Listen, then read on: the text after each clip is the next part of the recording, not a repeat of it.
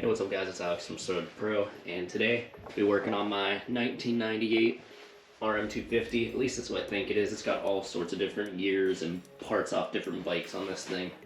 But originally, me and Dom built this bike to be my race bike, so I can go out and ride the track, have some fun, but then I realized I'm not quite ready for a 250 on the track, so that's why you saw me ride that 125 all last year on the channel, because I had to step down. Start from the basics because I'm terrible at riding dirt bikes and basically had to start from the beginning. So today we'll be doing some work on this thing because ever since we built it, it's never quite been running right. Had problems getting it to idle, top end, bottom end, all sorts of different problems with it. Been through multiple different carbs, hasn't fixed it, changed power valve settings, changed all sorts of stuff. Couldn't get it running right. So this bike has maybe 2 hours tops on it since we rebuilt it, because I never could get it running, so I never rode it. I have a box of parts sitting way over there. We're gonna go ahead, tear into this thing, and I'll tell you a little bit more about what we're doing.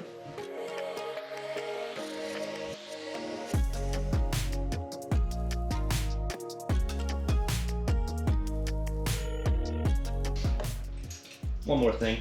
I just got basic tools, just a ratchet, nothing crazy like Dom, no snap-on impact, so this is gonna take a lot longer.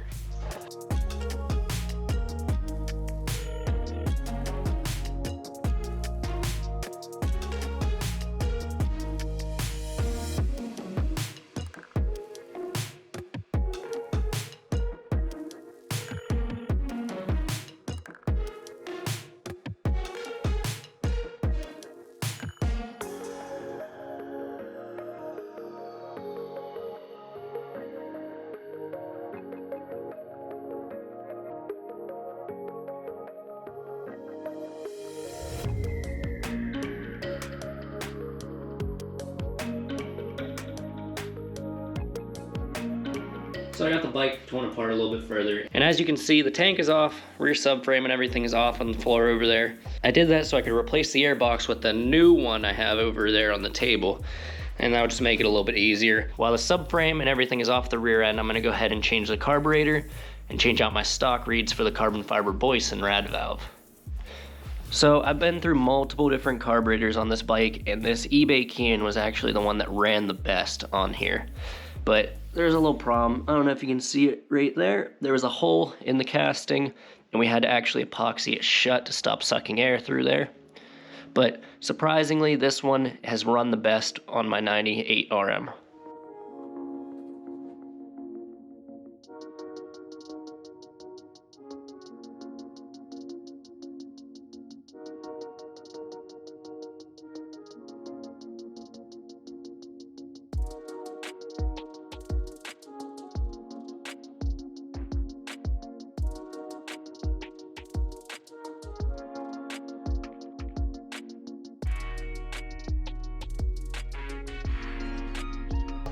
So I went ahead and bought a Boyce and rad valve for this. Comes with carbon fiber reeds.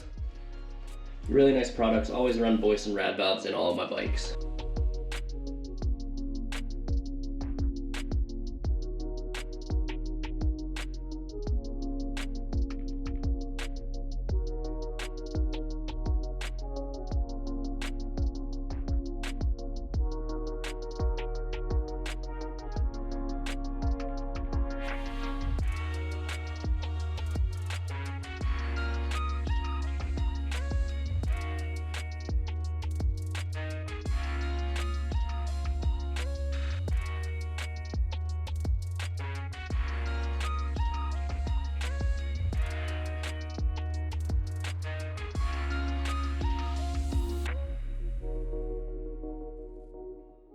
So off camera, I went ahead and cleaned up as much of the carbon as I could off the silencer. Now I'm going to go ahead and repack it.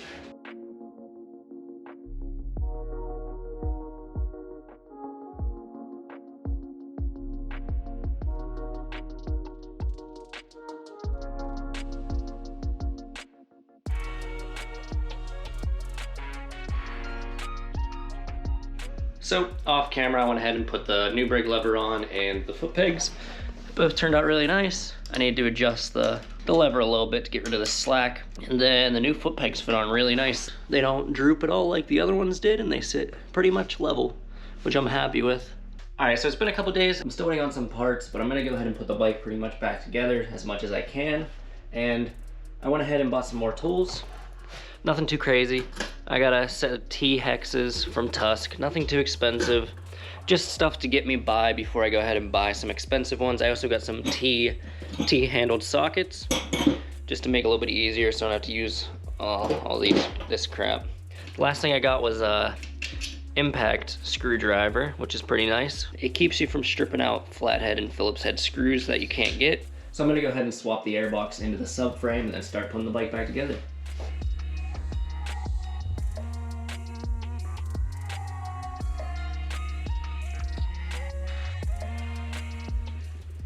And fits perfect. This is actually a 2000 RM250 airbox and a 97, I believe, RM125 subframe. This bike has all sorts of different parts on it.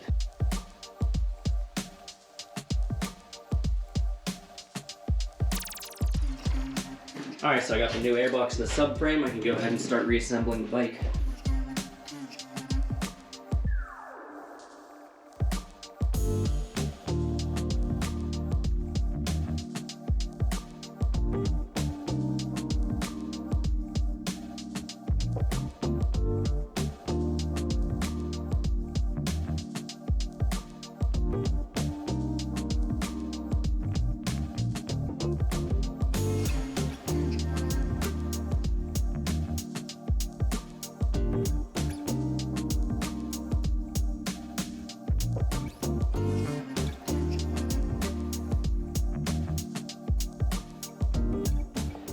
Alright, so it's been a couple days and my throttle cable came in from Rocky Mountain sooner than I thought it would. So I'm going to go ahead and throw it on the bike so the bike's completely done by the end of this video.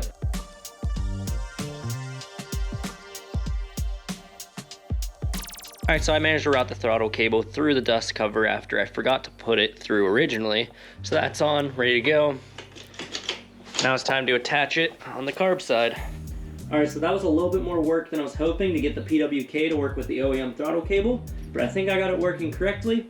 And if you come down here and look at the carb, down here you can see there's a little brass spacer and then the metal piece for the end of the throttle cable, and you can see I cut it. And I actually had to trim about a ½ inch off the end of that so I could get the slide to seat the whole way into the bottom of the carburetor. So up top I got all slack adjusted out of the throttle cable. I got it set nice and tight how I like it, and I think it will be good to run. Alright, so I got the throttle cable routed, everything zip tied up, so I can go ahead and throw the gas tank on and then the seat, and it's done.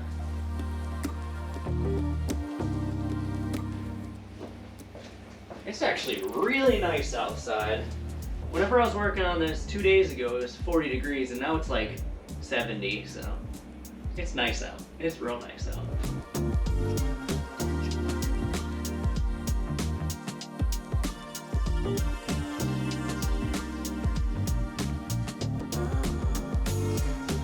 So the bike's pretty much done at this point. It's pretty much ready to start and ready to tune. I just gotta do a couple small things, like I'm gonna change the fuel line between the petcock and the carburetor. And then I'm waiting for my PC Pro Seal in the mail. They don't actually make one for this bike that I know of, so I have a template drawn up, and I just got their universal one, so all I gotta do when it gets here is cut it out and throw it in the bike. PC Pro Seal universal kit to show up. What? We have a visitor. Do you want to be in the video? He's ruining my vlogging, just shows up out of nowhere. Come on, you gotta at least do a bar for the video.